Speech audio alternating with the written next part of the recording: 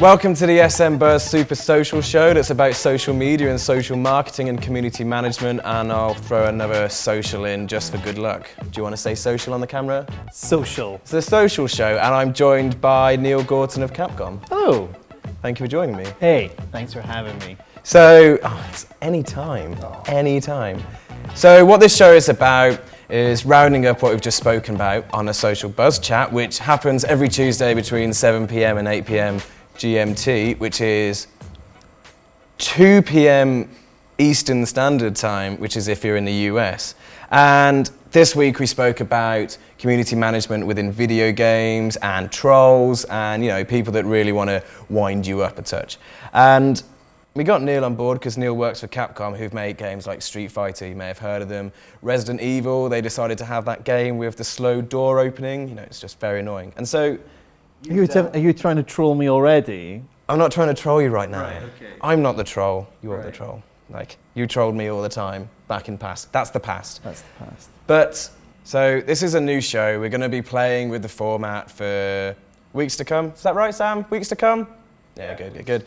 And there's one thing that I want to keep constant, and that is to ask the guest host how they got to, well, where they are today. So, tell us your yarn. Tell us how you got to working as a community management for such a great company like Capcom. Ding. It is a yarn. It's a real up and down story. It doesn't have an easy beginning. But I think what a lot of people, especially young people, need to understand watching this if they want to get into community management is you've got to empower yourself with your youth. Like, my start in community management came from the elder people working at the company that I was at. It was a TV company making video game content. They didn't quite understand social media. Like, they were aware of Facebook, but they didn't understand why, for example, our TV shows needed a Facebook or why our company needed a Facebook.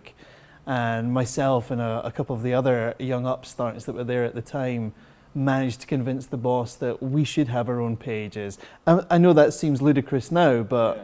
You know, there's going to be people that come in under me when I'm an older guy and say, oh, Space Twitch or whatever it is like, come along, and I won't understand it. You want Facebook. Yeah, you know, don't ever be afraid of like being young and inexperienced. It's what you're doing in your everyday life that's going to bring a bearing into the workplace.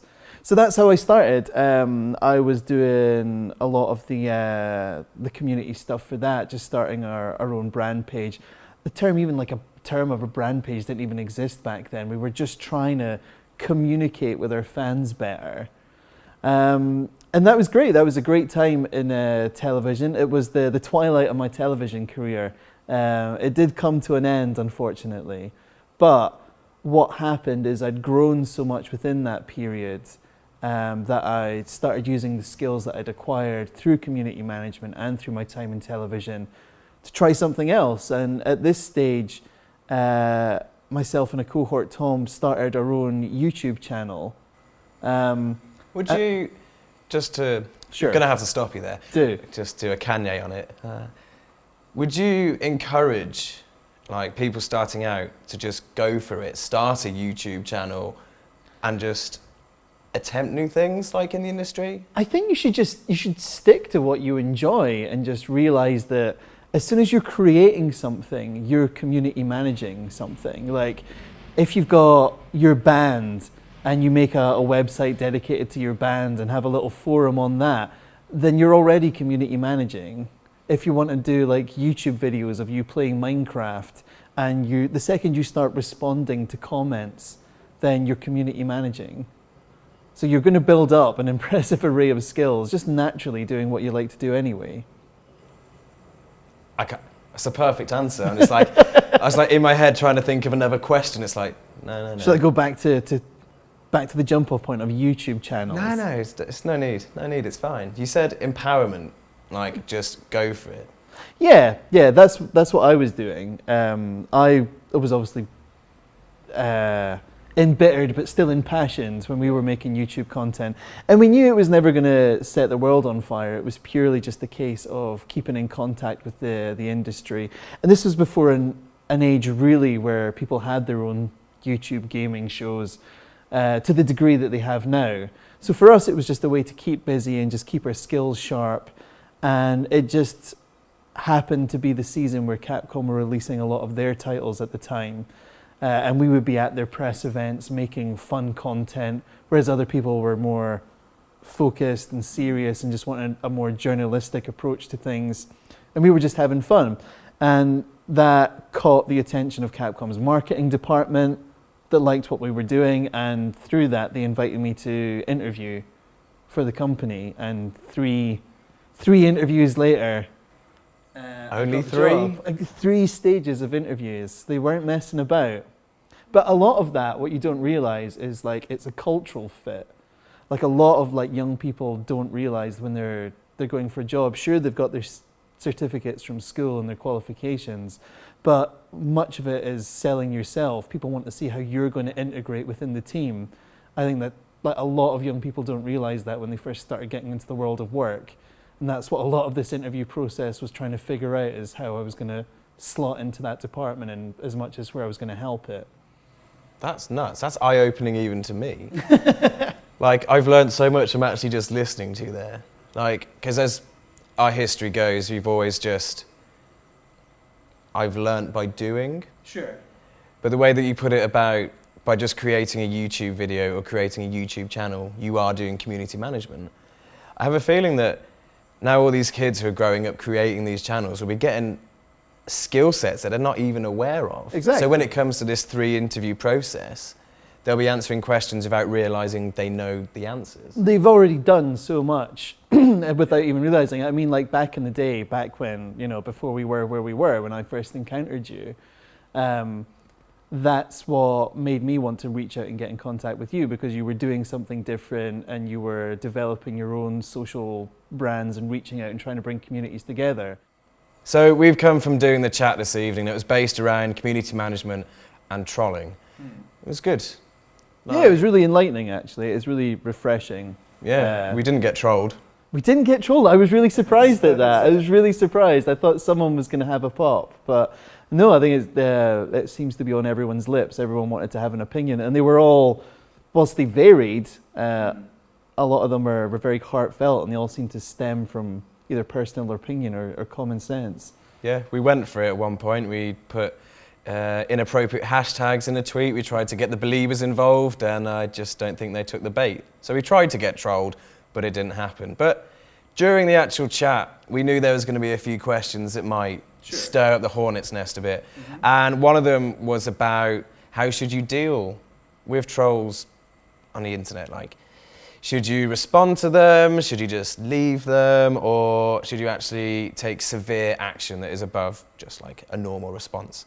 And we looked through all the tweets. We did. We found a question out of them, and the question is this: should you always take action? And I'm going to go through the tweets that I got here. The first one is by the Last Go Getter. I've probably pronounced it wrong because it's Twitter. And they said, I've come across many cases where a ban or warning might breed more hostility than a short response. And this is also supported by a company called Format. Thank you guys for getting in touch. And they sort of agree. They say it exacerbates a situation or it gets very out of hand and it's not ideal. The original tweets will probably be either below this finger or above this finger. But that was one side of it. And we had like a lot of people who were then on the other side, and I'll come to what you think in a second. Sure. But Charlotte, or Tizer as her username, has said, if you leave it, you don't condemn it. You should always take action. So we've got both sides of the coin here. Have you ever dealt with trolls? Yeah, I have. And what you've got to remember is I've been doing it on these brands for a period of like 4 years now.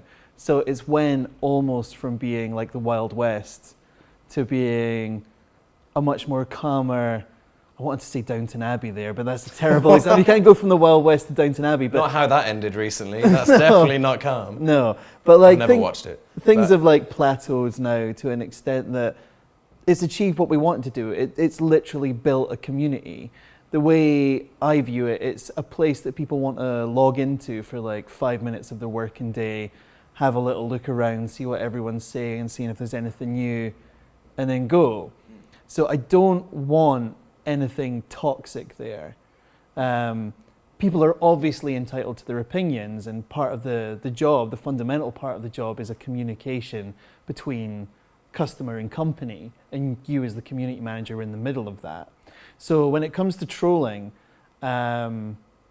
nowadays I'm only exposed to infrequent but really vicious, nasty. It serves no purpose other than to upset. Yeah, exactly. And in that case, I have no qualms about like banning, perma-banning in an instant, in a heartbeat, because no one comes to the community. No one wants to come and see just nasty comments written. It's not a place you'd want to hang out. You wouldn't go into a pub and if someone was standing on the snooker table like besmirching everyone, you would just walk straight back out of. That's how I view social media. It's like if you can't go out into the street and shout it at the top of your voice, then don't do it online. That's the same with your standing on a snooker table, going nuts with a knife and whatever.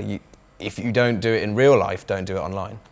Common sense. Common sense. We were talking like obviously people have like found their voice online and sometimes don't realize. I think it was Charlotte initially that raised the point that, you know, education is important for the community. Like if someone's being out of order, it's beneficial to point that out in front of everyone. Like we don't really stand for that here. That's not beneficial to everyone.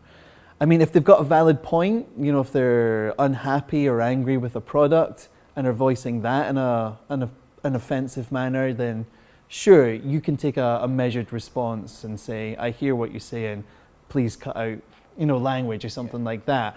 But nowadays, it's just more vicious. Like I've built up communities based on the contributions of other members. So I'll do a lot of work with like cosplayers. So if I host a cosplayer gallery and someone comes in that may be part of the 6 million strong community and just instantly go, he's fat, he looks this, she looks that, not going to stand for it, go on. You're not bringing anything to the table. And though you may have clicked on one of those likes and been one of that 6 million, we don't need your toxicity. That community doesn't need you. So learn to behave or don't be part of the community. Learn to behave or just get out. Yeah, can't we all just get along? Can't we all? What? That's why I'm here. That's why we community manager are here to make sure everyone gets along, in theory. And it's a hard job. It is a hard job. So we've had a great chat with Neil and we spoke a bit about the social buzz chat, but now I want your opinion on our YouTube wall, which might be a bit of a risk, you know, trolls and such. So we have a question that I want you to respond to in the comments below. Is there a difference between criticism and trolling? We were talking about this during the actual chat in the meeting room, and we're not going to tell you the conclusion we came to, but we want to know what your comments are below. And we'll include them in next week's show, and I'll send them across to Neil, and if he has any sort of opinions on it, we'll see if he can, you know, hold a camera up and we'll cut you into the show somehow. Please do. That is wrong. That is wrong. You can do a sort of, you can do a wrestling promo if you want. I'm fine with that. Consider it done. Consider it done. Thank you for coming along tonight, Neil. This is Neil Gorton of Capcom. That's how I pronounce it. You can find him on Twitter at Neil Gortz. You've been Adam Libanati Roach, and behind the camera is Sam Scott and Jamie McMurray. And Annabelle's also here, and she runs the awards. So thank you from all of us. Have a good time on YouTube, I guess.